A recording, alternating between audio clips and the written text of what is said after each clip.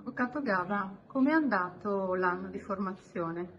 Beh, quest'anno è stato un anno molto interessante e ci siamo occupati, ogni anno noi scegliamo un tema, un filo conduttore e quest'anno ci siamo occupati delle cosiddette periferie competitive, cioè verificare quali opportunità ci possono essere per i territori provinciali o periferici che rispetto al passato stanno ritornando in una posizione di marginalità.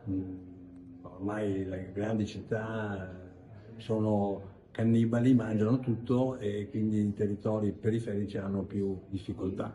È stato un anno molto interessante, i temi trattati come sempre sono stati di grande rilievo. Chiudiamo questa sera con un tema che rientra perfettamente nelle periferie competitive, ma è un tema di grandissima attualità, che è quello che riguarda le spese militari e l'esercito europeo, con un relatore, il generale Camporini.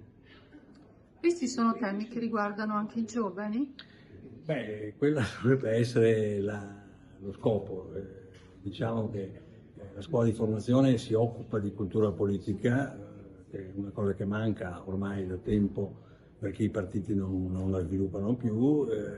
Ovviamente avremmo piacere che il numero di giovani che vengono sia maggiore di quello attuale, ce ne sono, però l'età media è ancora piuttosto alta. Anche per questo motivo il tema del prossimo anno, che stiamo mettendo in piedi con la collaborazione della CGA di Mestre, che sarà un partner definitivo e stabile per quanto riguarda la scuola di formazione del circolo, riguarderà proprio le comunità e quindi speriamo che su questo tema sia possibile anche coinvolgere maggiormente i giovani. Parliamo della difesa comune per l'Europa. Sì. Per raggiungere la pace, invece, potremmo ripensare a un disarmo unilaterale?